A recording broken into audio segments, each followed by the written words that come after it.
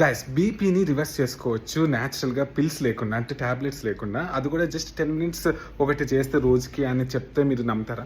చాలామంది నమ్మరు, కానీ ప్రూఫ్ వచ్చింది చెప్తాను. ఏంటంటే కాంప్లిమెంటరీ థెరపీస్ అండ్ మెడిసిన్ అని చెప్పి ఒక జర్నల్లో ఒకటి ఏం చేశారంటే, మామూలుగా ఉన్న స్టడీస్ అన్ని పెద్ద పెద్ద స్టడీస్ అన్ని స్టడీ చేసి తర్వాత ర్యాండమ్ కంట్రోల్ ట్రయల్స్ అని చెప్పి హైయెస్ట్ లెవెల్ సైన్స్ ఉంటుంది, అవన్నీ 2024లో కొన్ని చూసి దాన్ని మొత్తం నేర్చుకొని ఏమేమి జరుగుతుంది అసలు అని గమనిస్తే ఒకటి షాకింగ్గా గమనించారు. ఏంటంటే మనం మైండ్ఫుల్గా ఉంటే బీపీ తగ్గుతుందంట. దానికి ఎగ్జాంపుల్ చెప్తాను, ఇప్పుడు అందరికీ అర్థమవుతుంది. ఏంటంటే జస్ట్ ఏం లేదు, ఆ 10 మినిట్స్ ఏం చేస్తారంటే మీరు కళ్ళు మూసుకొని ఊపిరి మీద కాన్సన్ట్రేషన్ చేస్తూ జస్ట్ ఎంత ఊపిరి తీసుకున్నా ఎన్ని తీసుకున్నా అని చేస్తే జస్ట్ కౌంట్ చేసినా చాలు. అలా రోజుకి 10 మినిట్స్ చేస్తే బీపీ, సిస్టాలిక్ బీపీ అని ఉంటుంది. ఇప్పుడు మామూలుగా 120/80 అంటారు కదా, అట్లా పైన ఉన్నది సిస్టాలిక్, అది తగ్గుతుంది సిగ్నిఫికెంట్గా అని తెలిసింది.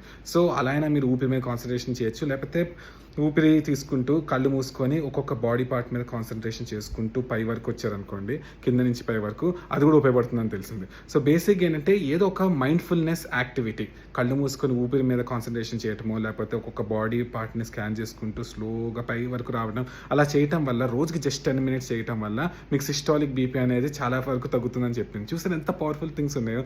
ప్లీజ్ షేర్ చేయండి. మీలో ఎంతమంది చేస్తారు? ఒకవేళ బీపీ ఉంటే కింద రాయండి. అయితే ఎవరికైనా మీకు బీపీ తెలిసిన వాళ్ళు ఉంటే, బీపీ వచ్చిన వాళ్ళు మీకు ఎవరైనా తెలిసిన వాళ్ళు ఉంటే వాళ్ళకి మాత్రం కంపల్సరీ షేర్ చేయండి.